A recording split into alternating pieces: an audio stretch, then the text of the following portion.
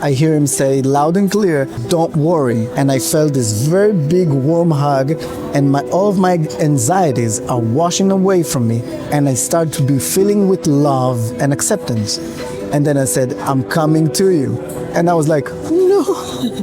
Because I was terrified. This experience I felt, I cannot put it into words basically, but it was so terrifying, it was so real. And I said, I don't want you to come, because I felt so unworthy at that moment. Dean, you grew up here in Israel as an Orthodox Jew, but there was a time that all started to fall apart. Let's get into it. I grew up and I really believe that I'm the most religious Jew you can find in Israel until one day. Wait, what do you mean? Something inside of me, the zeal I had, the religiousness to go out and be the best I can. And amongst all of these things, all of a sudden I got a letter from the high rabbinical judicial court that I might not be a Jew. What? They digitized their archives. Okay. And my great-grandma, when she moved to Israel, it was just after the Holocaust. And she fled the Nazis, and she ended up in Israel prior to the forming of the State of Israel. Okay. And at the customs, they asked her, "What is your religion?" And she had this survival mentality. And she said to herself, "If I'll declare I'm a Jew now, and the Arab will win the war, the upcoming war, the independence war of Israel, so they will kill all the Jews." And I've been in this scenario, right? Yeah.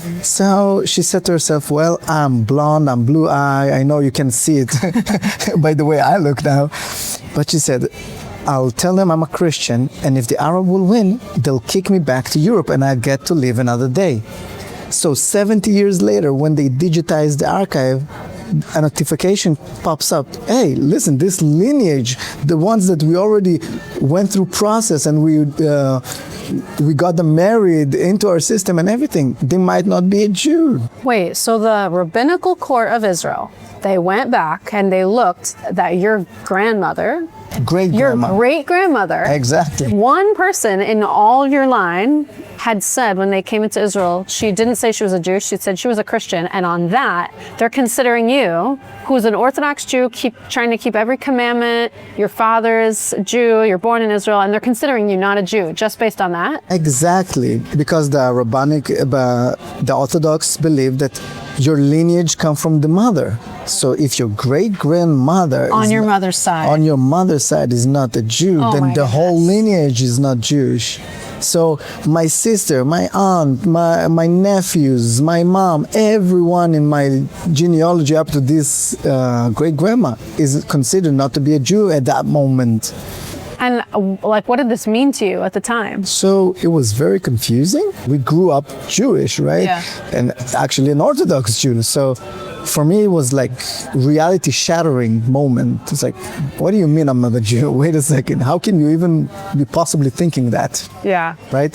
And you know how they say you don't know how valued thing is up until you lost it? So at that moment, I felt like I lost my Judaism, a sense of identity. Wow. But practically in the state of Israel, I mean, it's not just like, oh, well, that was their opinion about your lineage. You actually would lose rights in the state, right? If you're not considered a Jew. Like you can't get married exactly. in Israel. To some degree, yes. So I cannot get married if I'm not a Jew in Israel, and I cannot marry to a Jewish lady in Israel, right? So all of this stands at a... Especially from a religious background. It's like, this is everything. Exactly. Yeah. It's everything that you have at the moment. So you're facing this loss, this probable loss, because you didn't lose it yet. And well, we were all confused. So we went to my mother's house, and apparently all of my siblings, all of my nephews, everybody got the same letter. Wow. And we said, Mom, what's the deal with that, right? And she said, you know how we say we're like Russian Jews, so your great-grandma, like she explained the whole situation. We didn't know about it even, because it wasn't a thing for us. Right. And then we said, oh, what an amazing story. We can go back to this court and prove our Judaism, tell them the story, and they'll say, hallelujah, right? Yeah, yeah. Go back to your ordinary life. But when we went there, there were no discussion about it. Like there weren't even a possibility to do so. They say, It was just case closed. case closed, you just forfeit your Judaism on your way out. You just need to sign off something and you're not a Jew anymore. Bye-bye. And we was like, wait a second, we have this amazing story. It's like, we're not interested in your story. If you want to prove your Judaism, you have to open a new case in court and pay some money for it and whatever, bring your witnesses and stuff and evidence. And now they say, but before you go, you have to sign that you're forfeiting your Judaism, because they couldn't legally take it from us, right? You had to relinquish it. Yeah. Interesting. So did you sign? No, not chance in a word, right?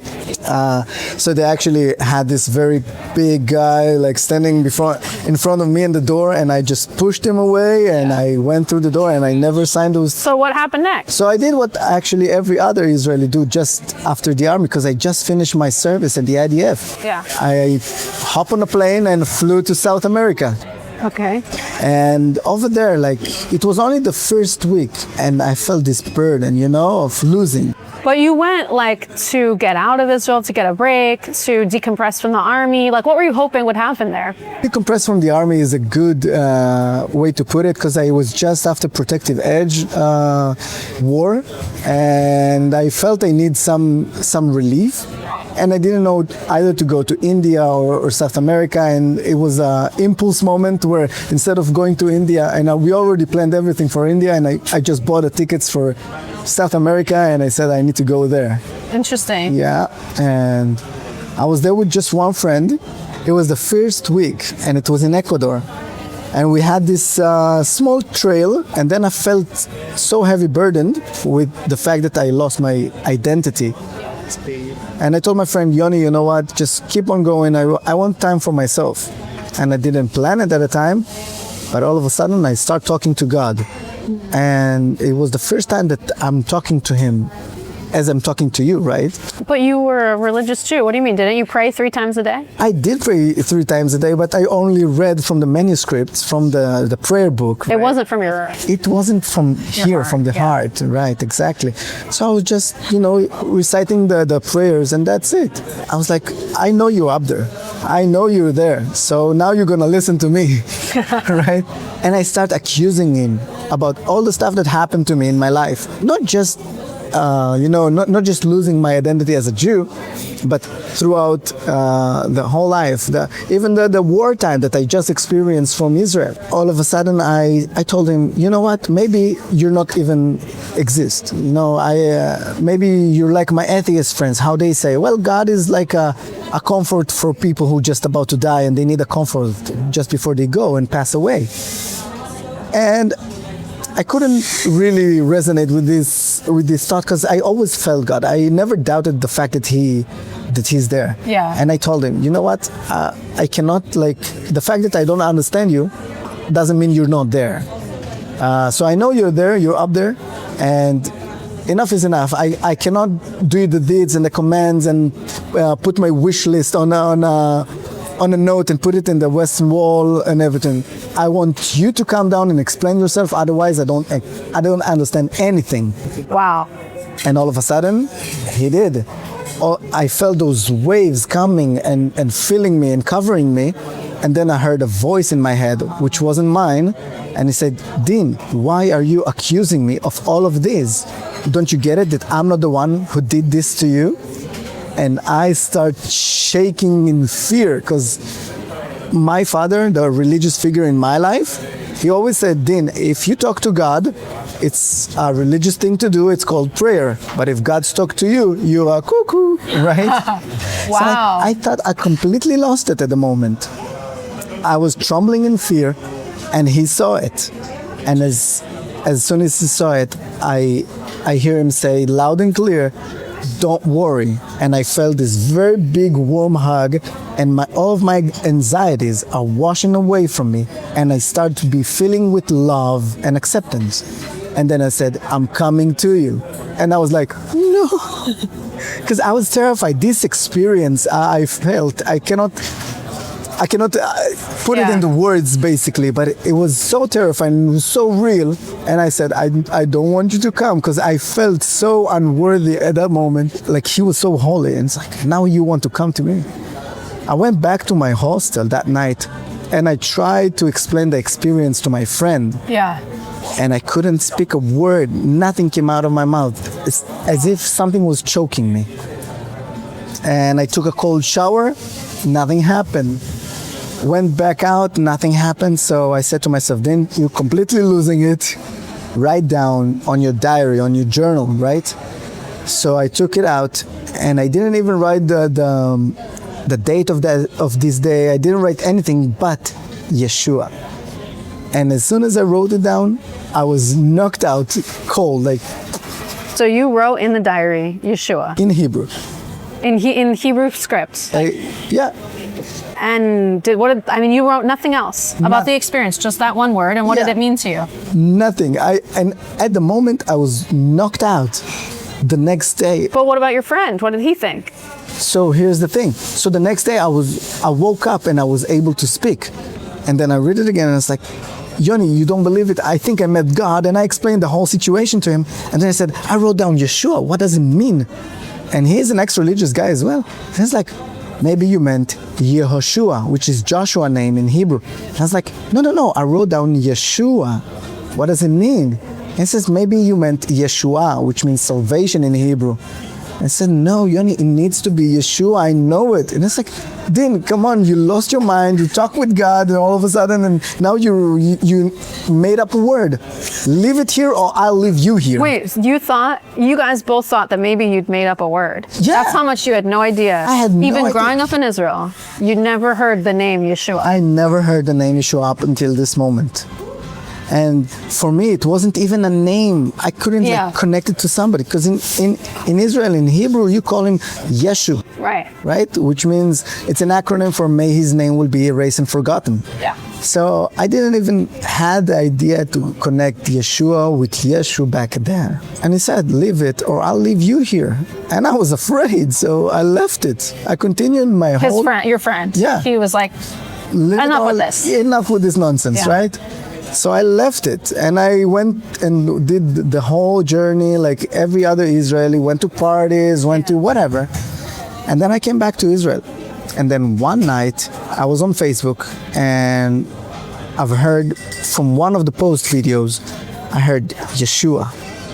And it clicked. It has been half a year, 6 months. Oh, wow.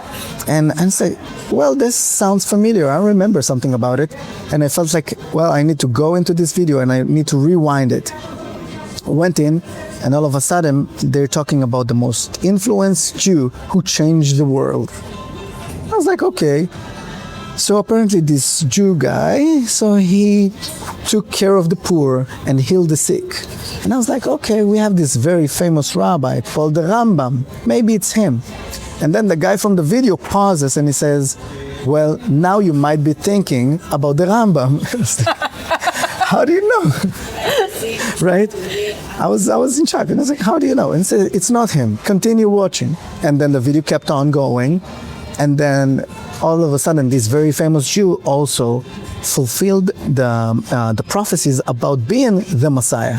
And I was like, wait a minute. Okay, when I was in South America, throughout my journey, I met a lot of Chabad people. Yeah. Right? It's an ultra-Orthodox sect that they believe that the Rabbi Milubavitch, their rabbi, to be the Messiah. Right. And one night, I even befriended one of the rabbis there, and I slept at his house for two weeks. And one night I asked him, like, why do you believe the Rabbi is the Messiah?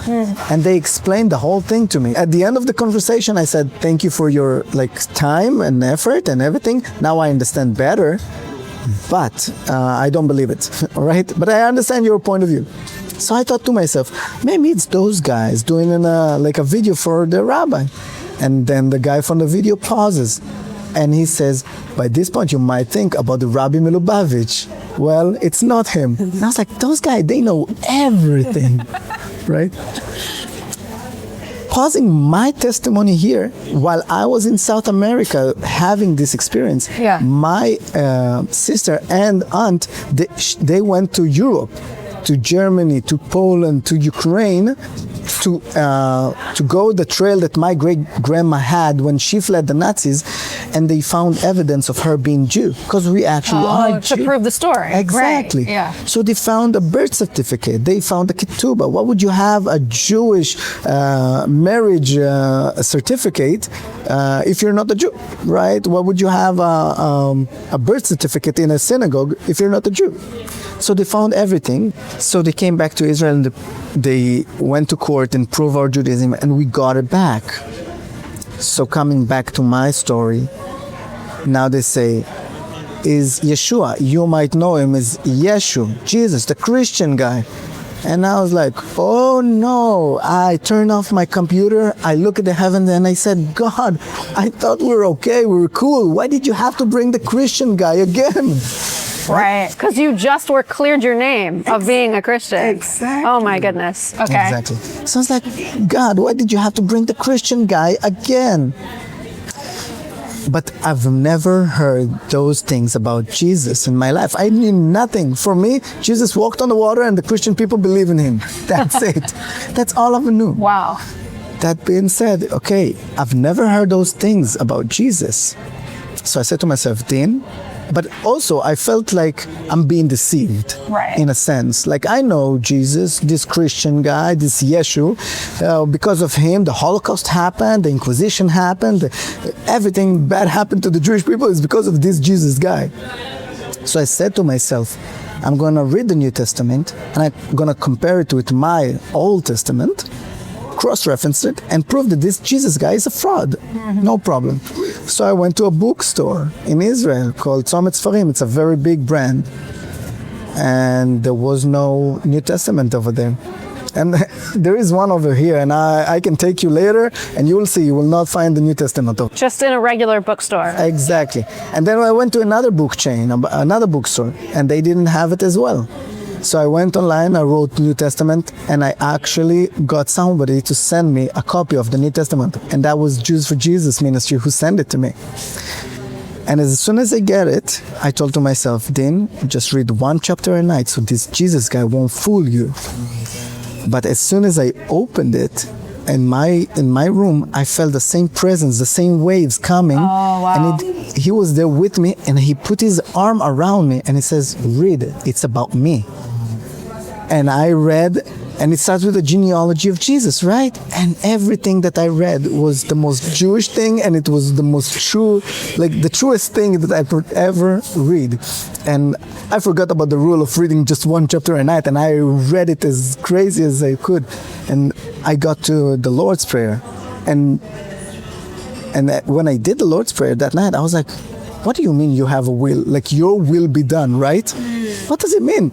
Up until now, I'm doing the deeds and the commandments, and my will be done because I'm writing it on a paper. And now you're supposed to fulfill my wish list. What do you mean you have a will? How can I do your will? So it changed my whole paradigm of belief system. Okay, wait, this is really interesting. So you were an observant religious Jew and you're keeping all these commandments, but you didn't see it as like to do God's will. You saw it as so that it's commandments that you have to do to be right with God. And if you're right enough with God in the eyes of the Lord, then He will push reality in your favor. So now my will be done, right? So basically, if I'll be a good boy, then my father will give me a present. Right. Okay. So this was like, it really shifted. Your It's thinking. really shifted. Now I can say I had a relationship with Santa, not with God, right? Like I've been a good boy. Now, please, I want a bike, basically. After 2 weeks, I read the whole New Testament. And I was in very big trouble because in that point, in my mind, I was the only Jew who believes in Jesus, right? And He's the promised Messiah in the Scriptures. But I'm the only one who believes in it. And then a guy who sent me the New Testament, the copy of the New Testament, he called me after a month or two, And he said, Dean, have you had a chance to read it? And I was like, of course I did. Where have you been? It's like, well, it takes a month to read it. You read it in 2 weeks. And it's your problem. didn't take you a month. Yeah. So he said, well, let's meet up. And we met at a coffee shop just like this one. And I asked him all the hard questions that I had at the time. And then he said, well, are you willing to come to church now? And I was like, yes, there are more people who believe in Jesus like me. And he said, yes, and you actually have one right next to your house. I've been living there for 22 years and I've never known about believers and never knew anything about it. Wow. Yeah, it was so uncommon back then. And thank God, you know what? These years, when I go abroad, when I talk to Israelis, they know about Jesus. They know somebody who believes in Jesus. And it's not that uncommon nowadays. And it's a great thing. And that was like 10 to 11 years ago that it was. That's not that long though. I mean, think about how much has changed in 10 years. That's amazing. It is amazing. And it's because of ministry like Jews for Jesus and others that are partnership in the gospel for the Jewish people here in Israel and abroad. And that's amazing. Thank God for them. I want to go to this church, right? And he sends me a lady's number who lives in this area and goes to this church. And she sends me a text and she says, well, it's in this and that address and that time. Are you coming? I was like, yes, of course. And I didn't. I haven't. And then she said, no worries, next week. And then next week comes and she sent me a text, are you coming? And I said, yes, and I haven't. And then she said, oh, I saw you didn't come. What happened? And I had a lame excuse. And it went on and on and on. And then she said, well, maybe you're afraid of church. We have home group. And she explained what home group is. And she invited me to home group. And I said, yes, of course I want to come. And I didn't. And this lady happened to text me 4 times a week, before home group, after home group, before church, after church. Because wow. I was not coming. And I always had my excuses. And she was always like so gentle with me. And says, don't worry, we'll pray for that and that and that, whatever I come up with, right? And then one day she called me. She never called me up until this moment. And she said, well, hi, my name is Sameret. And I want to invite you for Shabbat dinner. Are you willing to come? For those of us who don't know, Shabbat dinner happens in Friday night, right? Yeah. So I said, Dean, you really want to go? You really want to be part of it? And my whole prayer life and everything is changing throughout those 2 months period of time. Were you afraid, though, of what had happened before, where like the rabbinical court might take away your Jewishness? Actually, it wasn't on my mind. I don't know what prevented me from going that direction, but I had my excuses. I don't know. I cannot explain and put my finger really on it. Like, I had exams in the university. I broke my arm, whatever happened. Right. So I said, Dean, you want to go? If you will not go now, the train will leave the station and you'll never go. So I said, yes, thank you, I'll come. And I did went to her house and we had a wonderful Shabbat dinner and it was very good. And then she said, well, are you willing to come tomorrow to church? And I said, Dean, if you don't come now, the train will leave the station and you'll never come. And I did. The next thing I know, I was at the doorstep of this church and it started with worship time. And my heart was opening wide and was like, this is the most beautiful thing, just to worship God for who He is and what He has done in our life. And then a guy all of a sudden comes and prays in his own tongue, which is Portuguese, because he's Brazilian. And it made so much sense to me in that moment, because when I was in South America, I went to Brazil and I went to a synagogue because I'm a religious guy, right? And I went to a synagogue and we prayed there, and all of the Brazilian people, the Jewish community, they prayed, they led the prayer, but it was all in broken Hebrew. Yeah. All was very, very broken Hebrew. And at the end of the service, I asked him, like, do you know even what you prayed? He says, no, but this is what we Jews do since the beginning of time, right? That's what we do in the U.S. also, is like, you go to synagogue, it's all in Hebrew, and most American Jews don't know Hebrew. So we're just repeating these words that have very little meaning to us. Exactly. So they were there and they didn't understood what they even praying upon. And all of a sudden, I'm in Israel, and this guy, he's from Brazil, but he's praying in Portuguese, and it made so much sense because if God who really is, he understands Portuguese, he understands your heart, right? Yeah. So when this guy finished his prayer, I said, amen, brother. And I felt like I'm at home. So ever since then, religiously, I went to church and home group every day, every week for a year, up until this pastor from the States came to give a sermon in my church.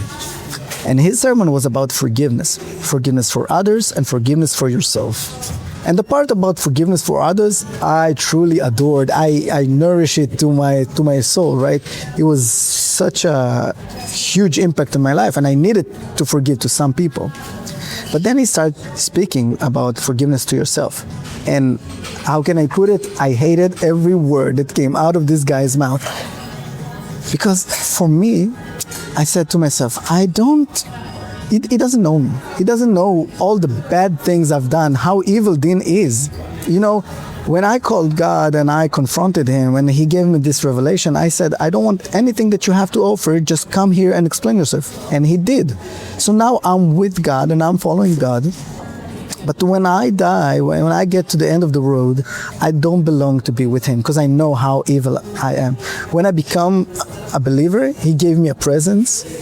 It's called conscience. I was conscious about my past and my sin, basically. Yeah. And I was so broken by it. And I was like, I'm not deserving. Okay. But you're telling me that all those years living as a religious Jew, you didn't have a sense of conscience? No, really. In a part, it was like almost being like a psychopath. You don't really see his way and his sins as a bad things. I lived my way, my life, and I never felt bad about it. Not even a flinch, Wow. So all of a sudden, being a believer, now I understand, oh my God, I'm not standing right with God's will. Now I understand what sin really means. Yeah. And I feel the burden of being so apart from God. And so if anyone asks me, what is the truth? And I'll point to Jesus and say, Jesus is the truth, the way, and the living. You should follow him. But when I get to the end of the road, I should not go to this good place, right? This was my belief. A year into going to church, a year into being a believer, so-called. And then this lady who invited me over and over again, who invited me to her house and everything, she saw that something is like not good with me. Yeah, I was like sitting like this in my church. You weren't at peace. Yeah, and she said, Dean, I see something is wrong with you. Are you willing to share? And I was like, yeah, this guy, this pastor, he doesn't know anything about me. Now he's speaking about like forgiveness to yourself. Like he doesn't know how it will be the worst decision if God will bring me back into the good place, into heaven. I'll destroy it. This is what I was thinking, and I was telling her. She says, what happened? And then I share with her like such an abnormal things that I've done. And for her being a normal person, she was shook, right? Because I was sharing such incredible bad things that I've done to people and that I have never felt any discomfort up until I became a believer. And she was like this, she was shook, and then she got her center back and she looked me in the eyes and she said, Dean, do you really believe in God?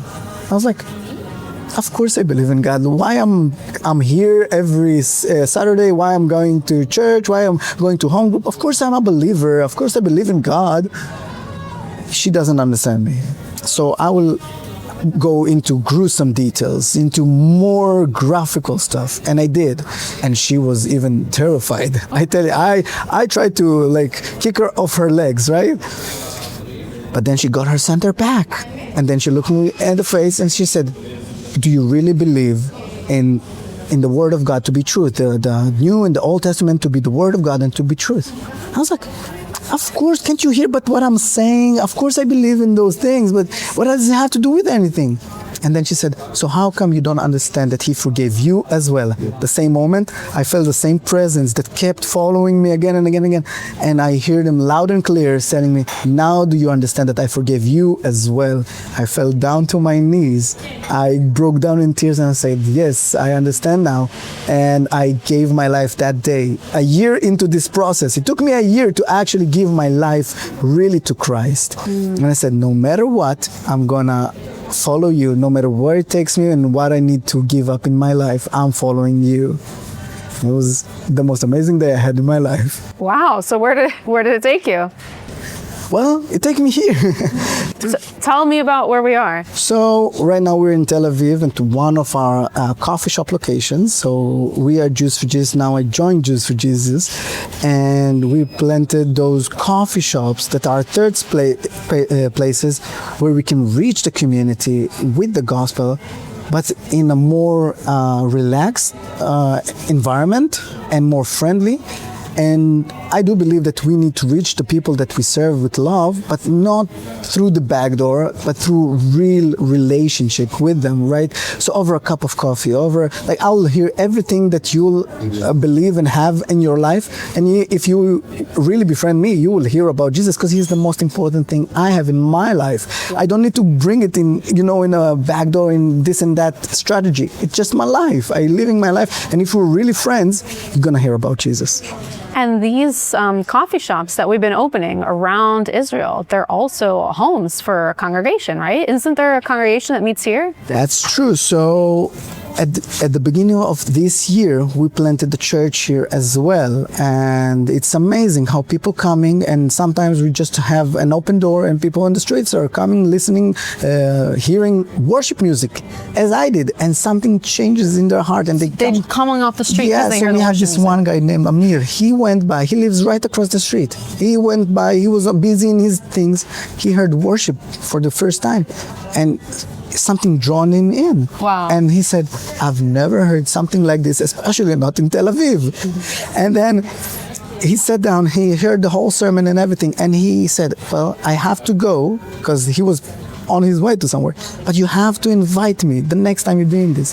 And we did, and he came up and showed up, and then here we're actually doing an interesting thing. So we're doing prayer, we're doing worship, and then we give the sermon, and then we do a Q&A session about the sermon, about the life. And he raises a hand, and he asks for questions, and he asks for prayer, and things are happening here in Tel Aviv, and it's amazing. And so this is the second coffee shop in Tel Aviv, and in general that we opened with Jews for Jesus. And in both of them in Tel Aviv, we have a church going. One in Florentine, which is southern Tel Aviv, and here's the heart of Tel Aviv, we call it. And we have another church here. God willing, we will have one in Haifa and one in Jerusalem as well, right? It's amazing. Well, and you're actually leading this forward, and I really want people who are watching to pray for you and leave a comment on the video letting us know that they're praying for you, because I know you're even, being trained now to be a pastor here in Israel. Exactly. And also I want people to pray for you as well, because I know that over the last few years, you've even been in and out of the military. That's because true. of all the, the war wars situation. And what's happening. And so praying for your protection. And I don't know if there's anything you can share about that experience and what it's been like and how people can pray. Yeah, so basically about the church first, right? So the church is growing, and we want to see more people are coming and more people are staying, right? We want the numbers are fine, but we want the hearts and people to really be transformed here and experience. To have deep roots. Yes, exactly. And I want them to meet Jesus. So pray, if you pray for something, pray for deep roots and encounter with Jesus himself, not with me, not a good sermon, not everything. Encounter with Jesus, and that's Amen. That's the most thing I can ask for. And about the situation, so Israel, it's not big news that or new news that Israel has been at war for the past 3 years. Yeah. We looked at at Russia and Ukraine, and we were like, how can they fight for 3 years? Well, we are fighting now for 3 years. And it's horrible. War is a horrible thing, right? And we just pray for two things. One is clarity, because war is like the kingdom of uncertainty. But we worship a God of certainties, that He can, we are certain in the gospel, we are certain in God and His love. So let us be light. All the soldiers who believe in Jesus now and drafted to the army and everything, let them be light in their own units, a beacon of lights, a beacon for the gospel to be spread out. Because a lot of times I see other people that are so uncertain in their life during this wartime, and it's all adds up. And now they see somebody with grounded roots in the gospel, and they say, well, what do you have that I don't have? I say, Right. I have Jesus. That's all I have. That's all I can give you. It's the best thing I can give you, though. So pray for them as well, for certainty and, again, encounters with Jesus. Thank you. It's incredible. Okay, guys, I want you to take this very seriously. Pray for Dean, what he shared. Pray for people in this place where we are right now to have incredible encounters with Yeshua, just like Dean had, and leave a comment that you're praying, because those comments help us reach more people with this good news. And please like, subscribe, share this video as well, because you're part of this movement of what God is doing in Israel. Thank you so much for watching, and we'll see you soon. Thank you so much for sharing. Thank you. Your incredible story, Dean. Thank you. It's his story. Amen. Amen. If you love the way that we approach and share our faith on So Be It, let me tell you, I am 100% confident that you can do this too. We have just created the Jews for Jesus classroom so that you can have access to the same training for free that our Jews for Jesus team around the world receives in how to share what we believe with Jewish people and really with anyone in a way that's bold and loving and culturally sensitive. And this is going to equip you to share your faith with that person in your life that I know you've been praying for. Please check it out now at the link below.